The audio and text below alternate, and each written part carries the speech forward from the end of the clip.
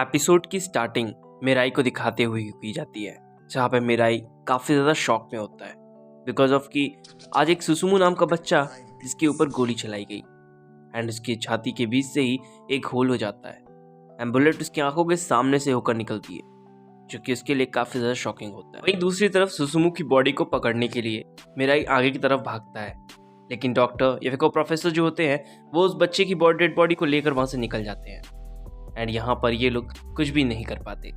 सभी के सभी लोग काफ़ी ज़्यादा टेंस होते हैं एंड देखते ही रह जाते हैं। तभी उन पे काफ़ी सारे गन्स से फायर किया जाता है, लेकिन प्रोफेसर एंड उनके साथ एक और बच्चा होता है जो कि साथ ही निकल जाता है सुसुमू की डेड बॉडी के साथ। इस चीज़ को देखने के बाद ही हमें दिखाया गया कि एंजल ने हवा में ही उसके आत्मा को वहाँ से निकाल लिया है एंड सभी लोग काफ़ी ज़्यादा टेंस्ड होते हैं। उसका बेसिक कारण ये होता है कि सुसुमू ही एक ऐसा बंदा था जिसके पास बहुत ज़्यादा टेक्नोलॉजी थी एंड इस टेक्नोलॉजी का यूज़ कर सकते थे वो लोग। तभी कॉल आता है सुसुमू के फ़ोन पर एंड ये कॉल बाय प्रोफेसर हुआ होता है, जहाँ पे प्रोफेसर मिराई को कहता है कि अपने फ़ोन को स्पीकर पे डालो एंड सभी लोग उसकी बात को काफ़ी ध्यान से सुनने लगते हैं क्योंकि सुसुमू इस दुनिया में अब नहीं रहा एंड सभी लोग इस बात से काफ़ी दुखी होते हैं। हमें पहले ही दिखा दिया गया था कि सुसुमू की बॉडी में काफ़ी बड़ा छेद हो चुका था एंड सभी लोग इस चीज़ को देखते भी हैं। प्रोफेसर उनसे बात करने के लिए सुशी स्टेडियम में आने के लिए कहते हैं एंड यहाँ पर ये बच्चा भी थोड़ा सा कंफ्यूज होता है, जिस पर वो कहता है कि जो अभी आप कहोगे मैं वो सब कुछ एक्सेप्ट करने को तैयार हूँ। लेकिन यहाँ पे प्रोफेसर समझ चुके थे ये बच्चा उन्हें कभी भी धोखा दे सकता है, इसलिए वो उसके ऊपर रेड एरो का इस्तेमाल कर देते हैं क्योंकि बच्चा हर वक्त उनके हाँ में हाँ मिलाया जा रहा होता है। रेड एरो हमें पता है कि प्यार की निशानी होती है, जो कि सिर्फ 30 डेज तक के लिए ही वर्क करेगा। एंड इस चीज़ को देखने के बाद हमें एक चीज़ समझ में आती है कि वहीं पर ये लोग काफ़ी ज़्यादा टेंस होते हैं कि सुसुमू जा चुका है एंड इनके पास अब गॉड चुनने के लिए कुछ ही मेंबर्स बचे हुए हैं। ये सभी लोग डिसाइड करते हैं कि उन्हें गॉड कहाँ पर और क्यों बनना है। अभी तो सब लोग काफ़ी ज़्यादा टेंस मोड में होते हैं, इसलिए कोई भी किसी से ज़्यादा बात नहीं करता। वही में मनामी को दिखाया गया है जो कि किसी पे फ़ोन कॉल पे बात कर रही होती है एंड इसके बाद हमें दिखाया गया है कि वो मसाया के पेट पर जाकर अपने रेड एरो का इस्तेमाल करती है एंड रेड एरो के इस्तेमाल की वजह से अब यहाँ पे मसाया भी उसके साथ धोखा नहीं कर सकता। वही हमें न्यूज़ चैनल पे दिखाया गया कि 6 कैंडिडेट्स अपीयर हो चुके हैं यूराकुचो डिस्ट्रिक्ट पे, जो कि अभी तक गॉड चूजन नहीं है।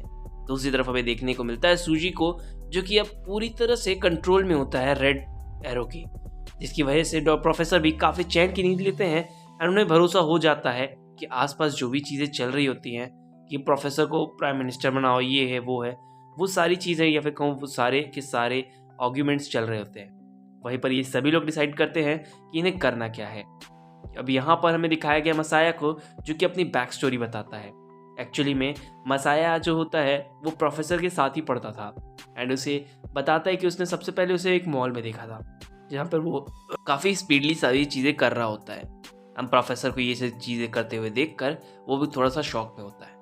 यहाँ पर मसाया कहता है कि वो काफ़ी ज़्यादा फास्ट कैलकुलेटिंग था एंड उसकी बॉडी मूवमेंट भी बहुत ज़्यादा तेज़ थी। वो बहुत ज़्यादा होशियार बच्चा था। एक्चुअली उसने उसके साथ रनिंग भी की थी, जिसकी वजह से वो काफ़ी ज़्यादा स्पीडली भाग पा रहा था। एंड यहाँ पर बात करते हो दोनों कि तुम एक नंबर को बड़बड़ा रहे थे, तो वो क्या चीज़ थी। तो हमें पता चलता है कि वो एक पाई की वैल्यू है जो कि 22/7 या फिर 3.14 नंबर से डिनोट की जाती है एंड ये मैथमेटिक का एक छोटी सी वैल्यू है जो कि इन्फिनिटी टाइम तक चलती रहती है एंड उसे वो काम रखती है। एंड ये बात सुनने के बाद हमें पता चलता है कि वो 10 डेज के बाद इस स्कूल को छोड़ देगा। तो यहाँ पर ये सारी स्टोरी पूरी तरीके से बताई जा रही होती है, जहाँ पे मिराई एंड बाकी सभी लोग इस बात को काफ़ी ज़्यादा ध्यान से सुन रहे होते हैं क्योंकि उनके लिए ये बात इतनी ज़्यादा इंपॉर्टेंट इसलिए है क्योंकि वो प्रोफेसर के बारे में जानना चाहते हैं कि प्रोफेसर एक्चुअली में सोच क्या रहे हैं, प्रोफेसर चाहते क्या है कि वो गॉड बने या नहीं। यहाँ पर वो प्रोफेसर अपनी पूरी बात बताता है बॉनफायर के सामने उस शूजी नाम के बच्चे के साथ थी, जिस पर वो बताता है कि एक्चुअली में वो सभी रिसर्च और सभी ज़िंदगी से थक चुका था, बस अब उसे एक ही चीज़ जाननी थी कि डेथ के बाद क्या होता है। तो वो अपनी फ्लैशबैक बताता है जहाँ पर वो सभी लोगों से, सभी रिपोर्टर्स से, हर एक तरीके के व्यक्ति से मिल चुका था एंड उसे भी उसकी ज़िंदगी में कुछ करने के लिए इंटरेस्टिंग लग ही नहीं रहा था, ना ही लव अफेयर ना ही कुछ भी। एंड इसके लिए उसने मरने का भी ट्राई किया, लेकिन इसके मरने के कई बार अटेम्प्ट भी फेल हो जाते हैं एंड यहीं पे पाई की वैल्यू देखने को मिलती है। चीज़ को देखने के बाद हमें एक चीज़ एक आती है दिमाग में कि प्रोफेसर खुद को मारना ही इसलिए चाहते थे जिससे वो ये जान सके कि मरने के बाद आखिर में होता क्या है। यहाँ पर वो काफ़ी सारी पिल्स को अपने अंदर लेने ही वाले होते हैं, तभी यहाँ पर एंजल आ जाती है। एंड यही प्रोफेसर की एंजल है जो कि डिस्ट्रक्शन एंजल है। एंड डिस्ट्रक्शन एंजल को देखते ही उन्हें लगता है कि वो हेलुसिनेशन पे जा रहे हैं, या फिर कोई इल्यूशन एक तरह का, जिस पर वो बताता है कि नहीं। उसने कुछ समय बाद एक चीज़ नोटिस करी कि 2 बच्चे गॉड चूजन के लिए खुद को फाइट करने पर मजबूर कर रहे हैं। एंड सभी लोग गॉड ही बनना चाहते हैं। कोई ये नहीं जानना चाहता कि मृत्यु के बाद आखिर होता क्या है। इसके बाद हमें दिखाया गया एंजल्स को, जो यहाँ पर वो बाहर आती है एंड शूजी की एंजल होती है ये। एंड यहाँ पे प्रोफेसर कहता है कि तुम मुझे सबके एंजल्स के बारे में बताओ, वरना मैं इस बच्चे को मार दूंगा। जिस पर वो कहता है कि ठीक है, मैं तुम्हें बता दूंगी, लेकिन मेरी एक शर्त है कि तुम इस बच्चे को मारोगे नहीं, बल्कि अपना एक वाइट एरो इस बच्चे को ही दे दोगे। जिस पर प्रोफेसर कहता है ठीक है, मैं इस बात को एक्सेप्ट करता हूँ। पहले तो एंजल कुछ भी बताने से मना ही कर रही होती है, लेकिन बाद में फोर्स करने की वजह से अब वो एंजल जो होती है बता देती है प्रोफेसर को कि एक्चुअली में हम सभी में सबसे ज़्यादा पावरफुल मिराई की एंजल है, जिसका नाम नेसी है। यहाँ पे प्रोफेसर काफ़ी ज़्यादा क्यूरियोसिटी में आ जाते हैं एंड क्वेश्चनिंग करते हैं कि ठीक है, मैं तुम्हारे इस पार्टनर को भी अपना वाइट एरो दे रहा हूँ, लेकिन साथ ही एक चीज़ और बताया जाती है कि नेसी सिर्फ एक ऐसी एंजल है मात्र जो कि इस फिजिकल वर्ल्ड को टच कर सकती है या फिर किसी भी चीज़ को मूव कर सकती है। इसीलिए उसने मिराई को हवा में ही पकड़ लिया था, ना कि मरते वक्त। इसके बाद हमें यूजीरो को यूनिडा को दिखाया गया है, जो कि प्रोफेसर है। एंड यहाँ पर हमें एक चीज़ तो देखने को मिल चुकी थी कि ये बंदा काफ़ी लंबी प्लानिंग करके बैठा हुआ है। वहीं पर हमें देखने को मिलता है कि सभी के सभी जितने भी न्यूज़ होती हैं वो प्रोफेसर को ही बनाने की कोशिश कर रहे थे हीरो, एंड सभी लोग विलन।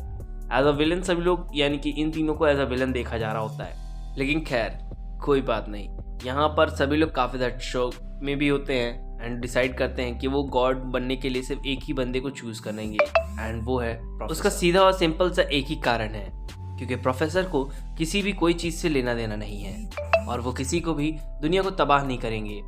इसीलिए सब लोग प्रोफेसर को ही अप्रोच कर रहे होते हैं। वहीं पे प्राइम मिनिस्टर या फिर प्रेसिडेंट, ये जो भी बंदा है, उसको कॉल किया जाता है बाय प्रोफेसर, जहाँ पर वो बताते हैं कि उन्हें स्टेडियम में आकर अब वो वहाँ पर बात करेंगे और ये टाइम है बात करने का उस स्टेडियम में। तभी एपिसोड वहीं पर बूम।